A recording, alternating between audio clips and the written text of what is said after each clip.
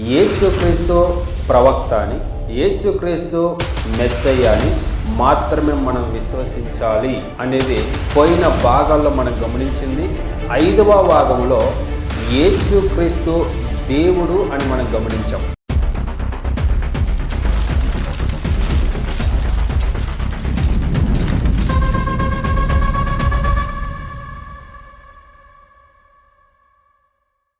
Praise Lord brothers and sisters. ప్రభు అయిన యేసుక్రీస్తు మహాపరిశుద్ధ నామములో మీ అందరికీ వందనములు. పోయిన భాగంలో దేవుడు ఒక్కడే అని, ఆ ఒక్క దేవుడే యేసుక్రీస్తు అనేది మనము పాత నిబంధనలో అనేకమైన వాక్యాలు గమనించడానికి దేవుడు మనకు సహాయం చేశాడు. ఈ ఒక భాగంలో అంటే పార్ట్ 7 భాగం 7లో క్రొత్త నిబంధనలో ఎంతమంది దేవుళ్ళు ఉన్నారు అనేది కొన్ని వాక్యాలు గమనించడానికి ప్రయత్నిద్దాం బ్రదర్స్ అండ్ సిస్టర్స్. మేము క్రైస్తవులమండి అని చెప్పుకుంటున్న మనము ఈ ఒక బేసిక్ సత్యాన్ని మనమందరము కూడా ఎరిగి ఉండాలి బ్రదర్స్ అండ్ సిస్టర్స్. కానీ ఈ జ్ఞానము ఇప్పుడు అందరిలో లేదు. వాక్యాలు గమనిద్దాం. గలతీయులకు రాసిన పత్రిక 3వ అధ్యాయం 20వ వాక్యాన్ని గమనిద్దాం. మధ్యవర్తి ఒకనికి మధ్యవర్తి కాడు గాని దేవుడు ఒక్కడే. ఆమేన్. ఆమేన్. గమనించండి ప్రియమైన దేవుని బిడ్డలారా, క్రొత్త నిబంధనలో కూడా పౌలు ద్వారా దేవుడు స్పష్టంగా తెలియజేస్తున్న ఒక సత్యం ఏంటి అని మనం గమనించినట్లయితే దేవుడు ఒక్కడే అనేదే basic Satyam brothers and sisters. ఇది మనకి ఒక పరిజ్ఞానం లేకుండా లేక ఒక విశ్వాసం లేకుండా ఈ సత్యాన్ని మనకు తెలియకుండా పోయినట్లయితే 100% నిత్య జీవం లేదు బ్రదర్స్ అండ్ సిస్టర్స్. దేవుడు ఒక్కడే అనేది పరిశుద్ధ గ్రంథము చెప్పే సత్యం. మరో వాక్యాన్ని గమనిద్దాం. 1 తిమోతికి రాసిన పత్రిక 2వ అధ్యాయం 5వ వాక్యాన్ని గమనిద్దాం. దేవుడు ఒక్కడే, దేవునికి నరులకును మధ్యవర్తియు ఒక్కడే, ఆయన క్రీస్తు యేసును నరుడు. ఆమేన్. ఆమేన్. గమనించండి, ఈ ఒక పత్రికలో కూడా పౌలు ద్వారానే దేవుని ఆత్మ స్పష్టంగా చెబుతున్న మాట ఏంటంటే దేవుడు ఒక్కడే, దేవునికి నరునికి మధ్యవర్తి ఒక్కడే, ఆయన క్రీస్తు యేసును నరుడు అనే వాక్యం చెబుతుంది. ప్రియమైన దేవుని బిడ్డలారా, యేసుక్రీస్తు ప్రధాన యాజకుడు. కానీ ఈరోజు అంటే యేసుక్రీస్తు శిలువలో మరణించిన తర్వాత మనుష్యునికి మధ్యవర్తిగా ఉన్నది ఎవరు అంటే ప్రభువైన యేసుక్రీస్తు మాత్రమే అనేది మనము స్పష్టంగా ఎరిగి ఉండాలి. మనుష్యునికి ఇంకొక మనిషి మధ్యవర్తి కాడు బ్రదర్స్ అండ్ సిస్టర్స్. అదే వాక్యం ఇక్కడ ఖచ్చితపరుస్తుంది. దేవుడు ఒక్కడే. ఆ దేవుడే మనుష్యుడుగా ఈ లోకానికి ప్రత్యక్షమయ్యి సర్వ మానవుల పాపాల శాపాల నిమిత్తం మరణించి ఆయన పరిశుద్ధమైన రక్తముతో మనందరి పాపాలు కడిగారు బ్రదర్స్ అండ్ సిస్టర్స్. తద్వారానే ఆయన ప్రధాన యాజకుడు. సో దేవుడు ఒక్కడు అనేది ఈ వాక్యం కూడా మనకి ఖచ్చితపరుస్తుంది. యాకోబు రాసిన పత్రిక 2వ అధ్యాయం 19వ వాక్యాన్ని గమనిద్దాం.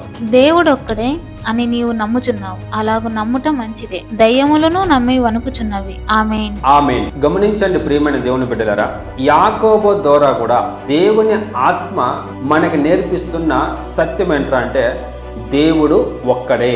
దేవుడు ఒక్కడే అని నీవు నమ్ముచున్నావు, అలాగూ నమ్ముట మంచిదే. దెయ్యములను నమ్మి వణుకుచున్నవి అనే వాక్యం రాయబడి ఉంది. వ్యర్థుడా, క్రియలు లేని విశ్వాసం నిష్ఫలమైనదని తెలుసుకొనగోరుచున్నావా అనే వాక్యము మనల్ని ప్రశ్నిస్తుంది బ్రదర్స్ అండ్ సిస్టర్స్. గమనించండి, దేవుడు ఒక్కడే అనేసి దెయ్యములకు కూడా తెలుసు, కానీ వ్యర్థుడా అనే వాక్యం స్టార్ట్ అవుతుంది. దీని అర్థం ఏంటి అని మనం కొద్దిగా నిదానముగా ఆలోచించినట్లయితే దేవుడు ఒక్కడు అని మనకి తెలిసిన తర్వాత క్రియలు అనేది కావాలి. ఆ క్రియలు ఎక్కడ స్టార్ట్ అవుతుంది అనే విషయం ఈరోజు 99% క్రైస్తవ సహోదరులు తెలియట్లేదు బ్రదర్స్ అండ్ సిస్టర్స్. దీని రహస్యం ఎక్కడుందంటే మత్తయి 28:19 రహస్యం బ్రదర్స్ అండ్ సిస్టర్స్. తండ్రి యొక్కయు కుమారుని యొక్కయు పరిశుద్ధాత్మ యొక్క నామములోనికి, నామములో అనే వాక్యం రాయబడలేదు, నామములోనికి అనే సింగల్లో రాయబడి ఉంది బ్రదర్స్ అండ్ సిస్టర్స్. అంటే తండ్రే యేసుక్రీస్తు, ఆ యేసుక్రీస్తే పరిశుద్ధాత్మ, ఆ పరిశుద్ధాత్మే తండ్రి అయిన దేవుడు అనేది విశ్వసించినట్లయితే అలా విశ్వసించే ప్రతి ఒక్క సహోదరి సహోదరులు యేసుక్రీస్తు నామములో బాప్తిసం తీసుకుంటారు బ్రదర్స్ అండ్ సిస్టర్స్. దాన్ని నమ్మలేదు, యేసుక్రీస్తు నామములో బాప్తిసం నమ్మని వారు త్రియేకత్వాన్ని నమ్మేవారు.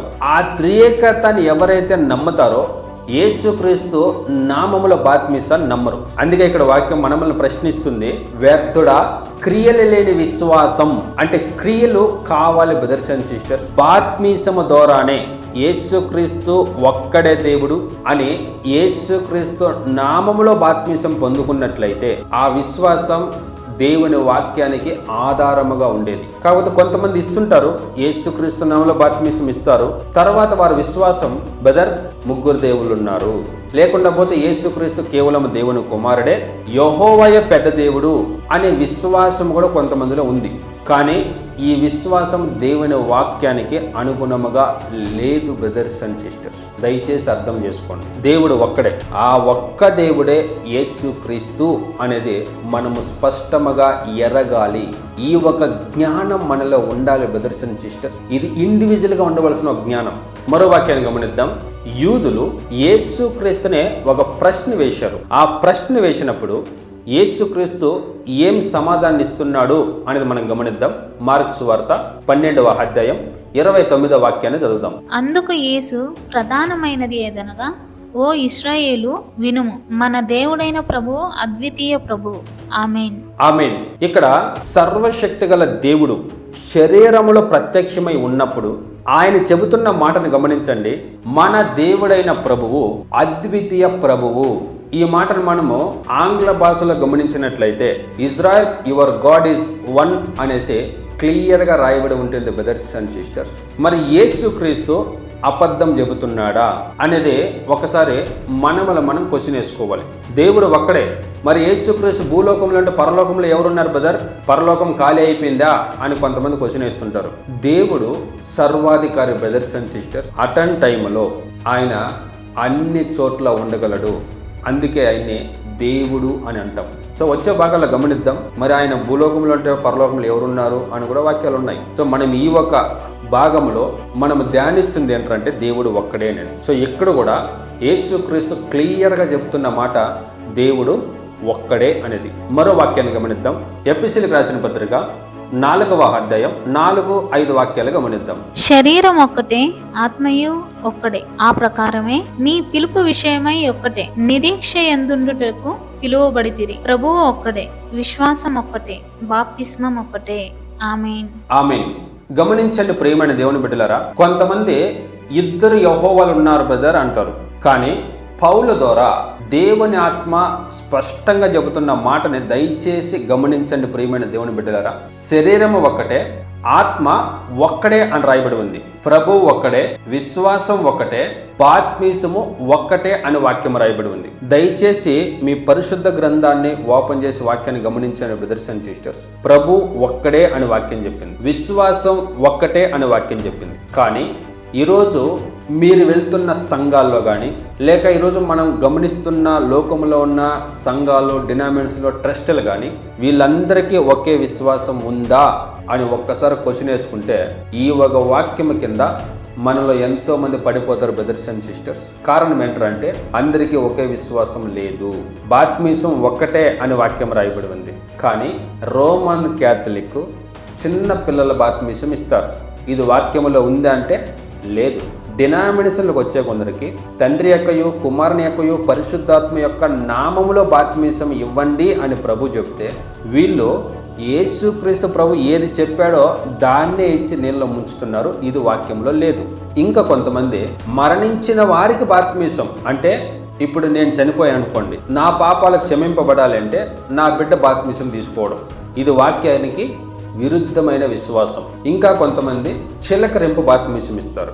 కానీ అది వాక్యములో ఉందా అంటే లేదు. మరి పరిశుద్ధ గ్రంథాన్ని మన చేతిలో పెట్టుకొని దాంట్లో ఉన్న సత్యాన్ని ఎరగకపోయినట్లయితే మనం ఎలా నిత్య జీవనికి వెళ్తాం బ్రదర్స్ అండ్ సిస్టర్స్? దయచేసి అర్థం చేసుకోండి. మనము పరిశుద్ధ గ్రంథాన్ని మాత్రమే పరిశోధన చెయ్యాలి. వాక్యము చెప్పిన ప్రకారంగా నడుచుకోవడానికి మనం ప్రయత్నించాలి. అది మన విశ్వాసం. మనం 6వ వాక్యాన్ని గమనించినట్లయితే అందరికీ తండ్రి అయిన దేవుడు ఒక్కడే అని వాక్యం రాయబడి ఉంటుంది. బ్రదర్స్ అండ్ సిస్టర్స్, ఇదే మాట మాలకి 2వ అధ్యాయంలో కూడా వాక్యం రాయబడి ఉంటుంది బ్రదర్స్ అండ్ సిస్టర్స్. తండ్రి అయిన దేవుడు ఒక్కడే. ఆ తండ్రి అయిన దేవుడే యెహోవా. ఆయన మనుష్యుడుగా ఈ లోకానికి యేసు అనే నామంలో ప్రత్యక్షమయ్యాడు బ్రదర్స్ అండ్ సిస్టర్స్. ఇది పరిశుద్ధ గ్రంథము చెప్పే సత్యం. సో ఇది వరకు మనం గమనించుకొచ్చిన వాక్యాలు దేవుడు ఒక్కడే అనేది స్పష్టంగా మనం గమనించాం.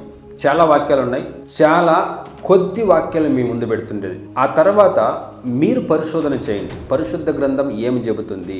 ఈ 7వ భాగంలో మనం గమనించింది క్రొత్త నిబంధనలో కూడా ఒక్కడే దేవుడు అనే కొన్ని విషయాలు మాత్రమే మనం గమనించాం. వచ్చే 8వ భాగములో యేసుక్రీస్తు శరీరములో ప్రత్యక్షం కాకముందు ఆయన ఎవరు అనేది 8వ భాగంలో గమనించడానికి ప్రయత్నిద్దాం బ్రదర్స్ అండ్ సిస్టర్స్. ప్రభువైన యేసుక్రీస్తు ఆత్మ మీ అందరికి తోడయుండి మిమ్మల్ని సత్యములో నడిపించును గాక. యేసుక్రీస్తు మహాపరిశుద్ధ నామకే మహిమ కలుగును గాక. Thank you Jesus. Thank you brothers and sisters. Praise lord.